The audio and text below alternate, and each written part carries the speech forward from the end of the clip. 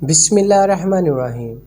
معزز سامعین، آج کی ہماری ویڈیو کا موضوع گفتگو ہے کہ ماہ رجب کی فضیلت اور اہمیت۔ نبی پاک صلی اللہ علیہ وآلہ وسلم جب رجب آتا تھا نا تو میرے آقا یہ دعا فرمایا کرتے، اے رب کریم ہمیں رجب اور شعبان میں برکت عطا فرما اور ہمیں رمضان سے ملا دے۔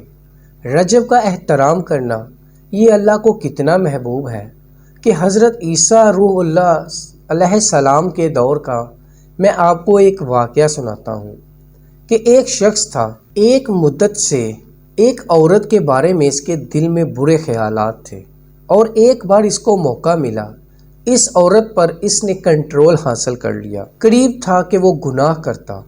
اس نے دیکھا کہ لوگ چاند دیکھ رہے ہیں، وہ مسلمان بھی نہیں تھا، غیر مسلم تھا، تو اس نے کہا کہ یہ لوگ کس چیز کا چاند دیکھ رہے ہیں، کس مہینے کا چاند دیکھ رہے ہیں؟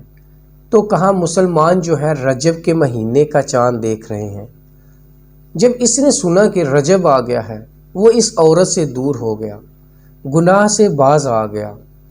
اللہ کریم نے حضرت عیسیٰ علیہ السلام پر وحی بھیجی کہ اس شخص کے پاس جاؤ، اس سے ملاقات کرو۔ جب آپ اس کے پاس گئے، اپنی تشریف آوری کا سبب بیان کیا، اس نے سنا تو اس کا دل نور اسلام سے جگمگا اٹھا، کلمہ پڑھ کر مسلمان ہو گیا۔ پتہ یہ چلا کہ پہلے زمانے میں صرف مسلمان نہیں، غیر مسلم بھی اس مہینے کا ادب کیا کرتے تھے۔ نبی پاک صلی اللہ علیہ وآلہ وسلم فرماتے ہیں 5 راتیں ایسی ہیں جس میں دعا رد نہیں ہوتی۔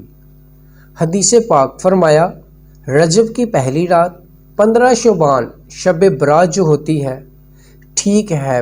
پھر فرمایا جمعرات اور جمعے کے درمیان کی رات، نمبر 4 عید الفطر کی چاند رات، نمبر 5 عید الاضحیٰ کی چاند رات، اور رجب کے روزوں کی تو کیا بات ہے۔ احادیث میں یہ فضیلت آتی ہے جو رجب میں پہلے دن کا روزہ رکھے، پہلے رجب کا 3 سال کے گناہوں کا کفارہ ہے، دوسرے دن کا روزہ رکھے 2 سال کے گناہوں کا کفارہ، اور تیسرے دن کا روزہ رکھے تو 1 سال کے گناہوں کا کفارہ۔ پھر پورا رجب جو ہے وہ ہر روزہ جو ہے وہ 1 مہینے کے گناہوں کا کفارہ ہے۔